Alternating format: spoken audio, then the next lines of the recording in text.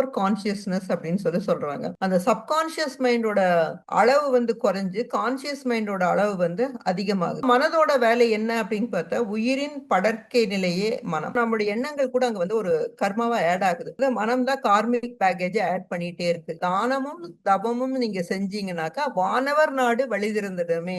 ஆன்மா இறைநிலையின் தன்மையுடையதாக எப்பவுமே இருக்கும். மனித மனங்களில் கடவுள் சென்று இருக்கிறார்.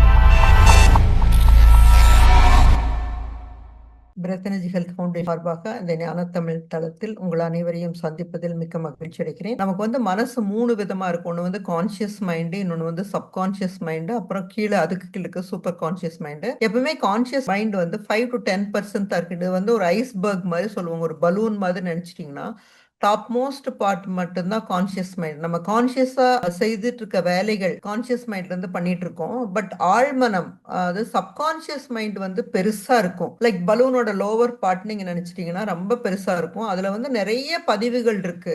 நம்ம இந்த ஜென்மத்துல பிறந்ததுல இருந்து வந்த நிறைய பதிவுகள், அதாவது நம்ம பேரண்ட்ஸ், டீச்சர்ஸ், ஃப்ரெண்ட்ஸ், ரிலேட்டிவ்ஸ், பழைய ஜென்மங்கள்ல இருந்து கொண்டு வந்த பதிவுகள் எல்லாமே இருக்கு. அந்த சப்கான்சியஸ் மைண்ட என்னைக்கு நம்ம தியானம் பண்ணி இந்த மாதிரி புத்தகங்கள் படித்து இந்த மாதிரி சஜன சாங்கத்தியம் பண்ணும்போது அந்த கான்சியஸ் மைண்ட் பெருசாயிட்டு சப்கான்சியஸ் மைண்ட் சின்னதாகும். இது எப்படின்னு கேட்டீங்கன்னாக்கா, ஒரு இவ்வளவு பெருசு இருக்குன்னு வச்சுக்கோங்களேன்.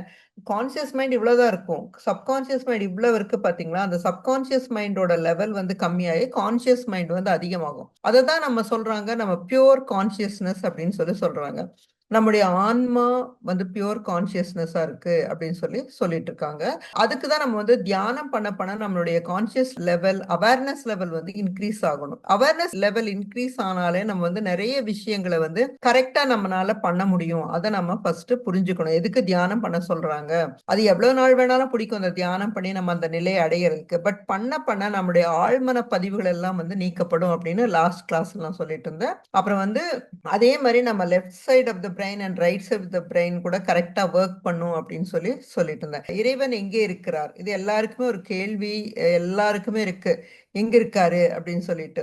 சோ அது இறைவன் அல்லது இறைநிலை அல்லது இயற்கை அப்படின்னு கூட சொல்லலாம். இயற்கை மனிதர்களை எல்லாரையும் ஒரே மாதிரிதான் படைச்சிருக்கு, எந்தவித ஏற்றத்தாழ்வும் இல்லாம படைச்சிருக்கு அப்படின்னு சொல்றாங்க. சோ நிறைய ஆராய்ச்சிகள், நிறைய இதை பத்தி இந்த சைக்காலஜி படிச்சவங்க எல்லாமே சொல்றாங்க, ஒரே மாதிரிதான் படைக்கப்பட்டிருக்காங்க. ஆனா என்னன்னு கேட்டதுக்கா, அந்த ஆற்றலை சமமாக தான் எல்லாமே நம்ம எடுத்துட்டு வரோம். அதை நம்ம யூஸ் பண்றது எப்படி யூஸ் பண்றோம் அப்படிங்கிறது ரொம்ப முக்கியமான விஷயம். அப்படிங்க அந்த ஆற்றல் என்ன, எந்த ஆற்றல் நமக்கு எல்லாருக்கும் ஒரே மாதிரி கொடுத்துருக்கு அப்படின்னு பாத்தீங்கன்னா, மனம் என்னும் கருவி கொடுத்திருக்காங்க. அதாவது என்னைக்கு ஆன்மா இந்த பௌதிக உடலுக்குள்ள வருதோ அப்ப இந்த மனம் அப்படிங்கிற ஒண்ணு ஃபங்க்ஷன் ஆக ஆரம்பிச்சுக்கு, வேலை செய்ய ஆரம்பிச்சுக்கு. அது வரைக்கும் மனம் கிடையாது. பௌதிக உடல் தனியா இருக்கு, ஆன்மா தனியா இருக்கு. ஆன்மா மேல் உலகங்களிலிருந்து ஒரு சில விஷயங்களுக்காக பூமிக்கு வருது.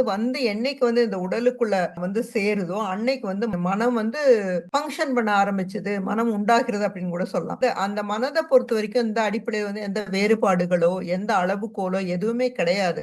எல்லாருக்குமே மனம் கொடுத்திருக்காங்க. அது ஒரு முக்கியமான கருவி. அந்த மனம் என்பது ஒரு முக்கியமான, அந்த கருவியை நம்ம யூஸ் பண்றது எப்படி யூஸ் பண்றோம். உதாரணத்துக்கு உங்ககிட்ட ஒரு பொருளை கொடுக்குறாங்க, அந்த பொருளை ஒரு கத்தின்னு வச்சுக்கோங்க, கத்தி உங்ககிட்ட கொடுத்து நீங்க அதை எப்படி யூஸ் பண்றீங்க, அது வெஜிடபிள் கட் பண்றதுக்கு இல்ல நல்ல விஷயங்களுக்கு யூஸ் பண்றீங்களா, இல்ல அது வேற மாதிரி யூஸ் பண்றோமா அப்படிங்கிறது நம்மளோட இதை பொறுத்து. அதே மாதிரிதான் மனம் என்னும் கருவி எந்த ஏற்றத்தாழ்வுகளும் இல்லாமல், எந்த வேறுபாடுகள் பாகுபாடுகள் இல்லாம நம்ம கிட்ட கொடுக்கப்பட்டிருக்குது.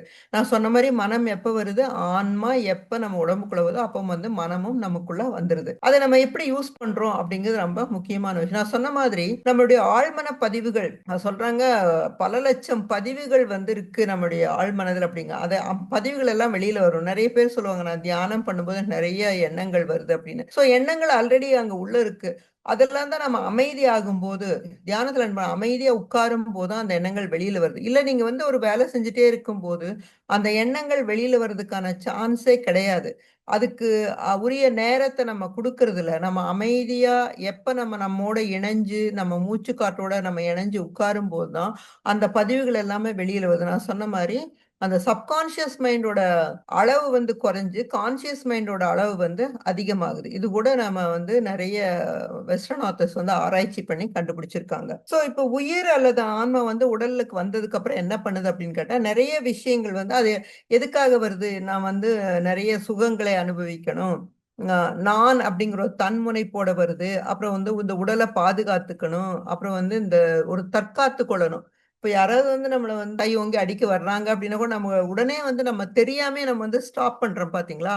அது ஒரு தற்காப்பு உணர்வு நமக்குள்ள இருக்கு. இது எல்லாமே உடலை இயக்கிட்டு இருக்கும்போது, செயல்பட்டுட்டு இருக்கும்போது, நம்ம யூசுவலா செயல்பாட்டில் தான் மோஸ்ட் ஆஃப் த டைம் இருக்கும். அந்த மாரி இருக்கும்போது, உயிர்ல இருந்து ஒரு அலை அலையா வெளியில் வருது. அதுதான் வந்து மனம் அப்படின்னு சொல்றாங்க. சோ மனம் அப்பதான் ஃபார்ம் ஆகுது. மனதோட வேலை என்ன அப்படின்னு பார்த்தா, உயிரின் படர்க்கை நிலையே மனம். சோ உயிர் வந்ததுக்கு அப்புறம் தான் நான் சொன்ன மாரி மனம் ஃபங்ஷன் ஆக ஆரம்பிச்சிருக்குது. எல்லா செயல்பாடுகளையும், இயக்கத்தையும் வந்து செயல்படுத்தும்போது என்ன பண்ணுது, மனமானது எல்லா செயல்பாடுகளையும் பண்ணுங்க. அத அப்படியே ரெக்கார்ட் வேற பண்ணிக்குது. வந்து ஒருத்தவங்க உங்க வீட்டுக்கு வர்றாங்கன்னு வச்சுக்கோங்களேன். அப்ப உங்களுக்கு ஆல்ரெடி தெரிஞ்சவங்கன்னா என்ன பண்றீங்க? நீங்க என்ன உங்களுடைய கண் வந்து அவங்கள பாக்குது. பார்த்தோனே, ஓகே. இவங்க அப்படின்னு சொல்லிட்டு ஆல்ரெடி நீங்க நெறைய பதிவுகள் வச்சிருக்கீங்க. ஃபார் எக்ஸாம்பிள் உங்க தம்பியோ, தங்கச்சியோ, இல்ல அண்ணாவோ யாரோ வர்றாங்க அப்படின்னு வச்சுக்கோங்களேன். அது எல்லாமே ஆல்ரெடி உங்ககிட்ட இருக்கு. அந்த பதிவா இருக்கு. உடனே நீங்க பார்த்து அப்ப ப்ராசஸ் பண்றது கிடையாது. மனசு என்ன பண்ணுது? கண் வந்து அத பாக்குது. அத வந்து எடுத்துட்டு போய் மனசுட்ட சொல்லுது. மனசு வந்து ஆல்ரெடி இருக்கிற பிக்சரோட அத கம்பேர் பண்ணி, உங்க அண்ணா வந்திருக்காங்க அப்படிங்கிறத எடுத்து சொல்லுது. சோ இந்த பதிவுகள கூட அது வச்சுக்குது. சோ மனம் என்ன பண்ணுதுன்னா, இந்த பதிவுகளை நெறைய வந்து ரெக்கார்ட் பண்ணி வச்சுட்டு இருக்கு ஆல்ரெடி. கண்ணுல இருந்து வரக்கூடிய கண் பார்த்தது வந்து இன்டர்பிரட் பண்ணுது. இன்டர்பிரேட்டேஷன் அப்படின்னு சொல்லுவாங்க. நீங்க ஃபார் எக்ஸாம்பிள் கம்ப்யூட்டர்ல ஒண்ணு ஃபீட் பண்றீங்க. ஃபீட் பண்ணும்போது அந்த கம்ப்யூட்டர் அத ப்ராசஸ் பண்ணி உங்களுக்கு ஒண்ணு குடுக்குது பார்த்தீங்களா? அது ஆல்மோஸ்ட் அதே மாதிரி தான் நம்முடைய மனசு கூட ஆழ் மனசுல இருக்கிற இத வச்சு கம்பேர் பண்ணி, இதுதான் நடக்குது. இவங்க வந்திருக்காங்க அப்படிங்கிற ஒரு விஷயத்த ஒரு பாட்டு ஆல்ரெடி கேட்கிறீங்க. இது யாரு பாடுன பாட்டுன்னு முதல்லயே நீங்க ரெக்கார்ட் பண்ணி வச்சிருக்கீங்க. அத பொறுத்து இந்த பாட்டு இவங்க பாடுனாங்க. இல்ல இந்த படத்துல வருது. அந்த மாரி உங்கனால சொல்ல முடியும். சோ அதுதான் மனதோட வேலையா இருக்கு. சோ இதுல வந்து நீங்க ஒரு குறிப்பிட்ட செயல் அல்லது குறிப்பிட்ட நினைவுகளை வந்து நீங்க ஒரு 10, 15 வருஷத்துக்கு யூஸ் பண்ணலன்னு வச்சுக்கோங்களேன். அப்ப என்ன ஆகும்னா அது அழிஞ்சிரும். சோ நீங்க கூட சொல்லுவீங்க, "அது அன்னைக்கு நடந்தது நான் மறந்துட்டேன்" அப்படின்னு சொல்றாங்க இல்லைங்களா? அது எதனால அப்படின்னு கேட்டாக்க, நீங்க அந்த பதிவுகள வந்து நீங்க வச்சுக்கல. பதிவுகள வச்சுட்டு இருக்கீங்க. அந்த பதிவுகள் வந்து யூஸ் பண்ணல நீங்க. யூஸ் பண்ணாதனால உதாரணத்துக்கு சொல்லணும் அப்படின்னா, நீங்க உங்க ஃப்ரெண்ட வந்து ஒரு 20 வருஷத்துக்கு முன்னாடி பார்த்திருப்பீங்க. இப்ப 20 வருஷத்துல அவரும் கொஞ்சம் மாறி இருப்பாரு. நீங்க அவங்களோட கனெக்ஷன் இல்லாதனால, உங்கனால வந்து அவர வந்து ரெக்கால் பண்ண முடியல. சோ அதே மாரி தான் மத்த பதிவுகள் கூட நீங்க வந்து யூஸ் பண்ணாம இருந்தீங்க அப்படின்னாக்கா, ஒரு 10, 15, 20 வருடங்கள் ஆகும்போது அது அழிஞ்சிரும். சோ மனசு என்ன பண்ணுது? வர்றத பூரா ரெக்கார்ட் பண்ணி வச்சுட்டு நம்மளுக்கு சொல்லிட்டு இருக்கு அப்படிங்கிறது. சோ மனம், உயிர், ஆன்மா எல்லாமே ஒரே புள்ளியில தான் இயங்கிட்டு இருக்கு. சோ மனசு இருக்கு, ஆன்மா இருக்கு, நம்ம உடல். சோ நான் முதலே சொல்லியிருக்கேன் வந்து மனசு வந்து ஒண்ணு சொல்லுது. இத போய் பண்ணு அப்படின்னு சொல்லி மனசு நம்மளுக்கு தாட் குடுக்குது. இப்ப வந்து மனசு சொல்லுது. உடம்பு என்ன பண்ணுது? உடனே வந்து ஃபோன் ஆன் பண்ணி Zoom கிளாஸ் ஓப்பன் பண்ணி நீங்க ஒரு பாஸ்கோட போட்டு உட்கார்ந்துறீங்க. சோ அது வந்து உடல் இயங்குது. எப்படி இயங்குது? மனசு சொல்றத கேட்டு இயங்கிட்டு இருக்குது. அப்படின்னு சொல்லி நமக்கு தெரிய வருது. அடுத்தது பார்த்தீங்கன்னா, அது ஒரு மையப்புள்ளியில தான் எல்லாமே இங்க அது ஒரு அலை சக்தி. அது ஒரு ஆற்றல். It's an energy. It's an energy science. அதே புள்ளியில தான் எல்லா அனுபவங்களை கூட சூட்சமமா தன்னிடத்துல பதிவு பண்ணி வச்சுட்டு இருக்குது. மைண்ட்ல ரெக்கார்ட் பண்ணி வச்சிருக்கோம். இது ஒரு அழியாத தன்மை, ஒரு பெரிய நுண்பொருளாகவும் இருக்கு. அது அலைத்தன்மை உடையதா இருக்கு. அலைத்தன்னா வேவ்ஸ் மாரி அதுல வந்துட்டு இருக்கும். உங்களுக்கு எப்படி நினைவு நெறைய பதிவுகள் இருக்கு பார்த்தீங்களா? அப்படியே வந்துட்டு இருக்கு. நீங்க சம்டைம்ஸ் உட்கார்ந்து இருக்கும்போது எப்பவோ நடந்த விஷயம் வந்து உங்களுக்கு வந்துட்டு இருக்கும். அது எப்படி வருது? ஆல்ரெடி உங்களுக்குள்ள இருக்கிறது வந்து ஒரு அலை அலையா வருது. அன்னைக்கு நான் அங்க போனேன். அ அவங்க வந்து என்ன இப்படி சொல்லிட்டாங்க. அப்புறம் இன்னொரு இடத்துக்கு நான் போனேன். இந்த மாரி விஷயம் நடந்தது. நான் அவங்கள பார்த்தேன். இது எல்லாமே வந்து ஆல்ரெடி உங்கட்ட இருக்கிறது வந்து ஒரு வேவ் மாதிரி வந்துட்டே இருக்கு அப்படின்னு சொல்லி தெரிஞ்சுக்கணும். சோ இதுல என்ன நடக்குது அப்படின்னு பார்த்தா, ஆன்மா வந்து எப்பவுமே தன்னுடைய தூய்மையான நிலைய பாதுகாத்துக்கணும் அப்படின்னு சொல்லி நெனச்சுட்டு இருக்கு. ஆனா வந்து அந்த எண்ண பதிவுகளுக்கு ஏற்ப அந்த வினையாற்றி, வினைப்பதிவுகளை எல்லாம் நீக்கி, இப்போ நீங்க வந்து ஒரு ஆக்ஷன் நம்ம வந்து ஒரு வேலை பண்ணும்போது, அந்த வேலைய எப்படி பண்றோம் அப்படிங்கிறது ரொம்ப முக்கியம். ஒரு கார்மிக் ஒருத்தங்களால, செயல்களால மத்தவங்கள ஹர்ட் பண்ணும்போது, அது ஆக்சுவலா என்ன ஆகுதுன்னா, ஆன்மாவுக்கு அது தேவையில்லாத விஷயம். ஆன்மா வந்து அத தூய்மைப்படுத்துது. அந்த வினைப்பதிவுகள கார்மிக் பேக்கேஜ வந்து ஆன்மா கிளீன் பண்ணிட்டே இருக்குது. ஆன்மா என்ன நினைக்குதுன்னா, நம்ம ஒரு வேலைக்காக வந்திருக்கோம் இந்த பூமிக்கு, இந்த பூலோகத்துக்கு, இந்த பூத உடல், இந்த பௌதீக உடல் எடுத்து வந்துட்டு இருக்கோம். நம்மளோட வேலை என்னன்னா, இந்த மாதிரி கார்மிக் பேக் வேண்டாம் அப்படின்னு சொல்லி ஆன்மா வந்து கிளீன் பண்ணிட்டே இருக்கு. ஆனா என்ன மனசு என்ன பண்ணுதுன்னு கேட்டீங்கன்னாக்கா, இந்த மனசு வந்து அந்த ஐம்புலன்களால நிறைய விஷயங்களை உள்ள எடுத்து அதை ப்ராசஸ் பண்றதுல வந்து மிஸ்டேக் பண்ணி நிறைய வினைகளை ஆல்ரெடி கார்மிக் இருக்குது, கார்மிக் கிளென்சிங் பண்ணாம கார்மிக் பேக்கேஜ ஆட் பண்ணிட்டு இருக்கு. அதுதான் மனசோட வேலையா இருக்குது. மனசு இன்டர்பிரிட்டேஷன் தப்பு பண்ணுது. ஃபார் எக்ஸாம்பிள் உதாரணத்துக்கு நம்ம ஒருத்தரை பார்க்கிறோம். அவர் வந்து முதல்ல வந்து ஒரு மாதிரி மோசமானவரா இருந்திருக்கலாம். உதாரணத்துக்கு ரொம்ப கோவப்படுறவரா இருக்கலாம். இப்ப சில விஷயங்களால அவர் திருந்தி கொண்டிருக்கலாம். பட் அப்படி வந்து நம்ம நினைக்கிறதே இல்ல. அவர் எப்படி இருந்தாரோ அப்படிதான் இருப்பாரு அப்படின்னு சொல்லி மனசு நமக்கு சொல்லுது. சோ இதுல என்ன பண்றோம், நம்முடைய எண்ணங்கள் கூட அங்க வந்து ஒரு கர்மாவா ஆட் ஆகுது. ஒரு நல்லவரை வந்து நம்ம வந்து தப்பா நினைக்கிறோம். ஏன்னா நமக்கு ஆல்ரெடி இருக்கிற பதிவு சோ ஒரு பதிவு நம்ம கிட்ட இருக்கு. அந்த பதிவை பேஸ் பண்ணிதான் அவங்க இப்படி அப்படின்னு சொல்லி அந்த மாதிரிக்கு அந்த திட்டுற மாதிரி நம்ம கூட சம்டைம்ஸ் நடந்திருப்போம் இல்ல, அவங்க கோபம் வர மாதிரி கூட நம்ம நடந்திருப்போம். அதை நம்ம ஒத்துக்க மாட்டோம். சோ அந்த மாதிரி நம்ம கம்பேர் பண்ணி நம்ம வந்து அவங்கள வந்து அந்த மாதிரி செஞ்சிருக்கோம். சோ ஆன்மா வந்து என்ன பண்ணுதுன்னா, எப்பவுமே வந்து இந்த வினைப்பயனை வந்து சேர்த்துக்காம இருக்கணும், கிளீன் பண்ணிட்டே இருக்கணும், கிளீன் பண்ணிட்டே இருக்கு. ஆனா மனசு என்ன பண்ணுது, வினைப்பயனை வந்து சேர்த்துட்டே இருக்குது. நம்முடைய ஆக்ஷன்ஸ்னால, நம்முடைய செயல்பாடுகளால். அது செயல்பாடுகள் பண்ணாம இருக்க முடியாது. பூமிக்கு வர்றோம், ஒரு குடும்பம், ஒரு வேலை செய்யற இடம் ஆகட்டும், இல்ல வெளியில போறோம், நிறைய பேரை மீட் பண்றோம். சோ அங்க நம்ம எப்படி நம்ம நடந்துக்கிறோம் அப்படிங்கிறது ரொம்ப முக்கியம். நம்ம வந்து சிலரை பார்த்து ஒரு மாதிரி பிஹேவ் பண்ணோமா, இன்னொருத்தங்க நல்லா பிஹேவ் பண்றோமா, ஆல் தட் அது எல்லாமே வந்து நம்மளுக்குள்ள சேர்ந்து ஒரு வினைப்பயனா நமக்குள்ள வந்து ரெக்கார்ட் ஆகுது. சோ மனம் என்ன பண்ணுது, மனம் தான் கார்மிக் பேக்கேஜ் ஆட் பண்ணிட்டே இருக்கு. எதனால, இந்த ஐம்புலன்களுடைய இயக்கத்தால. சோ நம்ம கேட்கறது, காசிப் கேட்கிறோம், சில வேண்டாத விஷயங்களை வந்து பார்த்து வேற மாதிரி இன்டர்பிரேட் பண்றது, இது எல்லாமே நம்மளுடைய மனசு வந்து ப்ராசஸ் பண்ணி அந்த மாதிரி. சோ வினைப்பதிவுகள் இல்லாமல் இருந்தா அதெல்லாம் கழியும் போதுதான், எப்ப வந்து நம்ம இந்த மாதிரி வினைப்பயன்களை சேர்த்தாம இருக்கிற வினைப்பயன்களை கழிக்கிறோமோ அப்பதான் வந்து ஆன்மா தூய்மை அடையும் அப்படின்னு சொல்றாங்க. இதை பெறுவதற்கு 2 வழிதான் இருக்குது அப்படின்னு சொல்லி திருமூலர் கூட சொல்றாரு. திருமூலர் சொல்றாரு, ஔவையார் சொல்றாரு. 2 பேருமே ஒரே விஷயத்த சொல்றாங்க. எனக்கு அதான் இதை படிக்கும்போது, இது வந்து சொல்லும்போது ரொம்ப ஆச்சரியமா இருந்தது. ஔவையார் சொல்றாருங்க, தானமும் தவமும் நீங்க செஞ்சீங்கன்னாக்கா வானவர் நாடு வழிதிறந்திடுமே அப்படின்னு சொல்லி சொல்றாங்க. என்னைக்கு வந்து நீங்க வந்து ஒரு தவம் செய்யறீங்களோ, தானம் செய்றீங்களோ, அப்போ வந்து உங்களுக்கு மேலுலகங்கள்ல வந்து உங்கள வாழ்த்தி வரவேற்பாங்க அப்படின்னு சொல்லி சொல்றாங்க. அதேதான் திருமூலர் சொல்றாரு. இங்க தவம் பண்ணணும், தர்மம் பண்ணணுங்கிறாங்க. அறம்.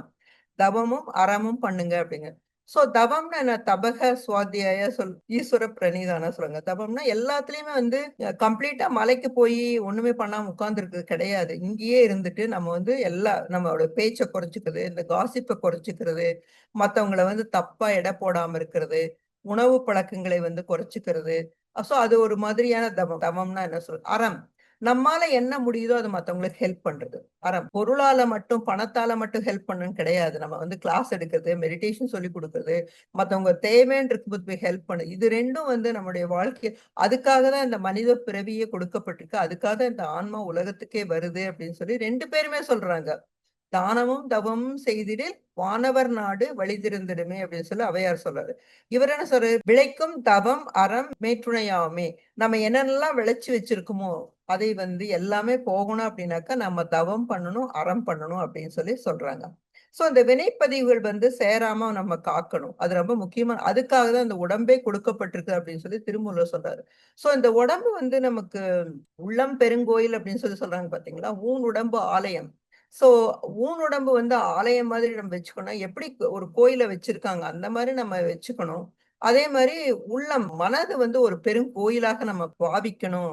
அது மாதிரி நடந்துக்கணும் அப்படின்னு சொல்லி சொல்றாங்க.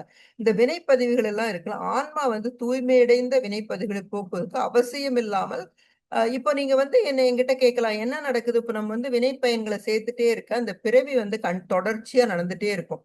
என்ன பண்ணுவோம்? திருப்பி பிறப்போம், திருப்பி வினைகள் சேரும். என்னைக்கு வந்து இது எல்லாமே முடியுதோ, அப்பதான் நம்ம வந்து இந்த பிறப்பு, இறப்பு சுழற்சியிலிருந்து வெளியில வர முடியும். அத நம்ம புரிஞ்சுக்கணும்.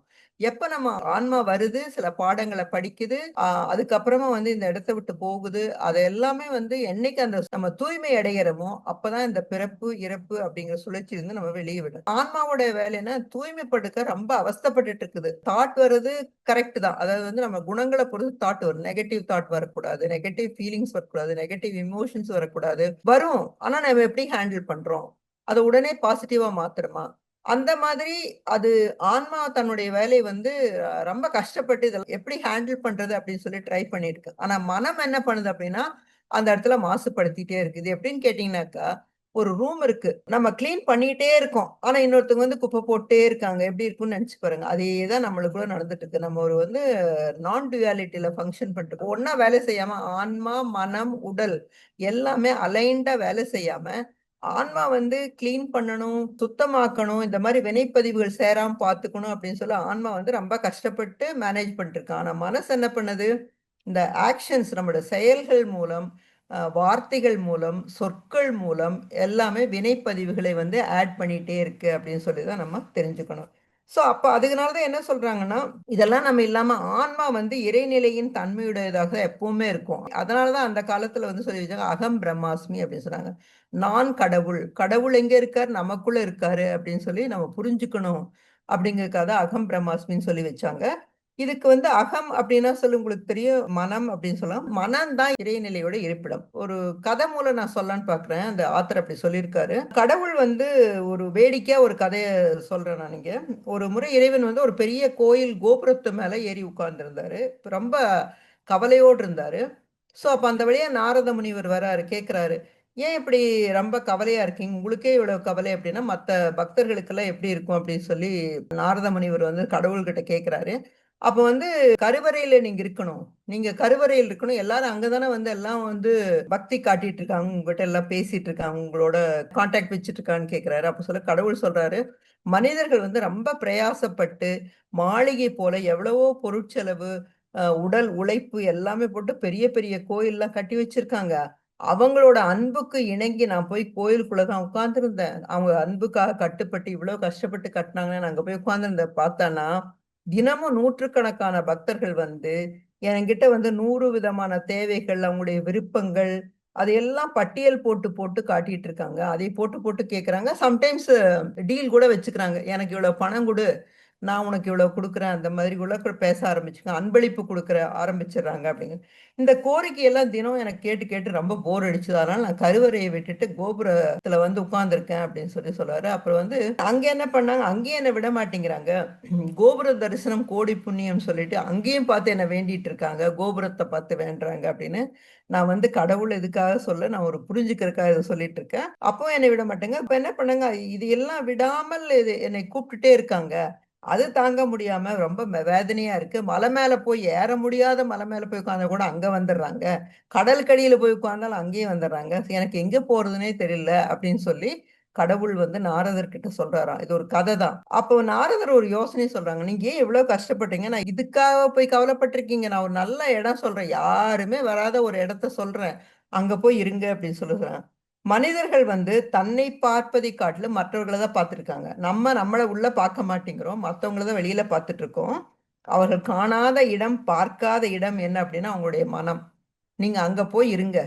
கடவுள்கிட்ட சொல்றாராம். நீங்க அங்க போய் இருங்க. அவங்க மனச பார்க்கவே மாட்டாங்க. அவங்க பண்றது தான் கரெக்ட் அப்படின்னு சொல்லிட்டு எல்லாம் பண்ணிட்டே இருப்பாங்க அப்படின்னு சொல்றாங்க. அந்த மனதுல போய் நீ உட்கார்ந்துக்கோ. தொந்தரவு கூட செய்ய மாட்டாங்க. இத விட பொருத்தமான இடம் இந்த பிரபஞ்சத்திலேயே இல்ல அப்படின்னு சொல்லி நாரத முனிவர் சொல்லிறாரு. அப்புறம் வந்து கடவுளுக்கு ஒரே சந்தோஷமாயி, அவர் சொன்ன மனித மனங்களில் வந்து கடவுள் சென்று இருக்கிறார். ஸோ இறைவனுடைய இருப்பிடம் எங்க இருக்குது? மனிதனுடைய மனதில் இருக்குது. அதனால தான் அகம் பிரம்மாஸ்மி, நான் கடவுள் அப்படின்னு சொல்லி அன்று முதல் கடவுள் கவலையே இல்லாம, பல பேருடைய தொந்தரவும் இல்லாம, மகிழ்ச்சியா போயி எல்லாருடைய மனசுக்குள்ள இருக்காரு. அங்க உட்கார்ந்துட்டு அவர் என்ன பண்ணாரு? மனசாட்சின்னு ஒண்ண காட்டிட்டு இருக்காரு. இது நம்ம ஒரு ஒரு தப்பான விஷயத்த பண்ணும்போது, "நீ பண்றது தப்பு" அப்படின்னு சொல்லி நம்மகிட்ட எடுத்து சொல்லிட்டு இருக்காரு. இறைநிலையின் எச்சரிக்கை எல்லாம் வந்து நம்ம குடுக்குறாரு. இது பண்றது நீ கரெக்ட். இது நீ பண்றது தப்பு. இந்த மாரி பண்ணாத, அந்த மாரி கரப்ஷன் பண்ணாத, மத்தவங்கள வந்து புண்படுத்தாத, மத்தவங்கள வந்து ஏளனமா பேசாத, மத்தவங்கள ஜட்ஜ் பண்ணாத, கம்ப்ளைண்ட் இத்தனையும் சொல்லிட்டு இருக்காரு. அத வந்து நம்ம என்ன பண்றோம்? நம்ம தான் வந்து அத கேட்க மாட்டேங்கிறோம். ஏன்னா நம்ம அத கேட்கிற நிலைமையில நம்ம இல்ல. அதனால திருமூலர் கூட சொல்றாரு, "உள்ளம் பெருங்கோயில்" அப்படின்னு சொல்றாரு. ஈவன் ஜீசஸ் கிரைஸ்ட் கூட சொல்றாரு, "seek within you shall find" அப்படின்னு சொல்றாரு. உள்ள நீ போய் தேடு. நம்ம தியானத்துல மட்டும் என்ன சொல்றோம்? Inward journey. எப்ப நீங்க உள்நோக்கி பயணம் பண்றீங்களோ, அப்பதான் நீங்க உண்மையான உங்கள பத்தி தெரிஞ்சுக்க முடியும். இந்த இடத்துல நான் ஒண்ணு சொல்ல விரும்புறேன். மிரர். ஒரு கண்ணாடி முன்னாடி நின்னு நீங்க பாருங்க. இன்னைக்கு என்ன பண்ணீங்கன்னு பாருங்க. இன்னைக்கு நான் வந்து மற்றவங்கள சந்தோஷப்படுத்தினேன், பரவாயில்ல. இன்னைக்கு நான் மற்றவங்கள ஹர்ட் பண்ணேன், மற்றவங்க நான் அவங்க சொல்றத நான் கேட்கல, எனக்கு அவங்க மேல கோபம் வந்தது, அதை நீங்க பேசிக்கோங்க. ஸோ அப்போ உங்களுடைய மிரர் ரிஃப்ளெக்ஷனே உங்களுக்கு சொல்லும் என்னென்னலாம் நீங்க பண்ணீங்க அப்படிங்கிறது. நீங்க உங்களுக்கே நீங்க அது தெரியாம கூட பண்ணலாம், அது பண்ற தப்புன்னு நான் சொல்லவே இல்லை, பட் திருத்திக்கான வழி அப்படின்னு நான் சொல்ல வரேன். சோ மனிதர்கள் இந்த பேருண்மை அறியாமல் இருக்காங்களே அப்படின்னு சொல்லி, மனம்தான் மாபெருமுடைய சக்தியுடைய இருப்பிடம் அப்படின்னு நம்ம தெரிஞ்சுக்கணும். யாரெல்லாம் அதை உணர்றாங்களோ அந்த மனசை ஹேண்டில், நான் சொன்ன மாதிரி மனம் என்ற கருவி நம்ம கிட்ட கொடுக்கப்பட்டிருக்கு, அதை நம்ம எப்படி ஹேண்டில் பண்றோம். நம்ம சொல்றதெல்லாம் பாசிட்டிவ் தாட்ஸ் வச்சுக்கோங்க, பாசிட்டிவ் இமோஷன்ஸ் வருது, நெகட்டிவ் இமோஷன் வந்தா கூட அதை ஒரு விட்னஸா பாருங்க. இமோஷன்ஸ் வர்றதாகட்டும், ஃபீலிங்ஸ் வர்றதாகட்டும், நெகட்டிவ் தாட்ஸ் வருது, இதெல்லாம் நார்மல், ரொம்ப நார்மலான விஷயம். பட் அதை நம்ம எப்படி பார்க்குறோம் அப்படிங்கிறது ரொம்ப முக்கியம். எப்படி ஹேண்டில் பண்ணுறோம். ஒரு விட்னஸ் மோட்ல அது பாட்டுக்கு வருது போகுது. நீங்க ஒரு ஃபோன்ல பார்க்குறீங்க, நிறைய எல்லா படத்தையுமா நின்று பாட்டுக்கு, சில படத்தை அப்படியே தள்ளி விடுறீங்க இல்லையா, அந்த மாதிரி. ஓகே, இன்னைக்கு இந்த மாதிரி இமோஷன் எனக்கு வருது, ஓகே எனக்கு இன்னைக்கு இந்த மாதிரி தாட் வருது அப்படின்னு சொல்லி அதை நீங்க அதை விட்னஸ் மோட்ல பார்க்கணும், விட்னஸ் கான்சியஸ்னஸ்ல பார்க்கணும். இதை அறியாதவர்கள், இது எல்லாம் இதை ஹேண்டில் பண்ண தெரிஞ்சவங்க எல்லாம் மனிதர்களாக மட்டும் இல்ல, மனிதர்களாக மிகச்சிறந்த மனிதர்களாக இருக்காங்க. ஒரு நல்ல பிசினஸ் பண்ணணுமா, நீங்க எப்படி இருக்கணும், அவங்க பாருங்க ரொம்ப சிம்பிளா இருப்பாங்க, பெரிய பிசினஸ் பண்ணிட்டு இருப்பாங்க, அதை ஒரு இதாட்டவே சொல்லிட்டு இருக்க மாட்டாங்க. அதே மாதிரி இது தெரியாதவங்க வளர முடியாது, உயர முடியாது அப்படிங்க. அவங்க துன்பத்தில் துவழ்ந்துட்டு இருப்பாங்க, வறுமையில் வாடுவாங்க, வளமையான வாழ்க்கை அப்படிங்கிறது அவங்க வாழ்க்கை இல்ல அப்படிங்கிறாங்க. வாழ்க்கை அவங்களுக்கு கசப்பா இருக்கும். சோ மனம் என்ற கருவி எல்லாருக்கும் கொடுக்கப்பட்டிருக்கு. நம்ம அதை எப்படி ஹேண்டில் பண்றோம், நம்ம அதை எப்படி வச்சுக்கிறோம் அப்படிங்கிற, அங்கதான் கடவுள் வசிக்கிறார் அப்படின்னு அந்த இடத்த சொல்ல விரும்புறேன். எல்லாம் வல்ல இறைவனே அந்த மனித மனத்துல ஆசனமா உட்கார்ந்துருக்காரு, அத மனசாட்சியை நமக்கு காட்டுறாரு. சோ அந்த மனசாட்சிக்கு, அந்த காலம் சொல்லுவாங்க மனசாட்சிக்கு பயப்படுங்க, பயப்பட வேண்டியதில்லை. மனசாட்சி நம்ம பார்த்தாலே போதும், என்ன பண்ணணும்னு நமக்கு தெரியும். ஒவ்வொரு நிமிஷம் ஒவ்வொரு வினாடியும் அங்க சாட்சியா இருந்து நம்மளை வழி நடத்திட்டு இருக்காங்க.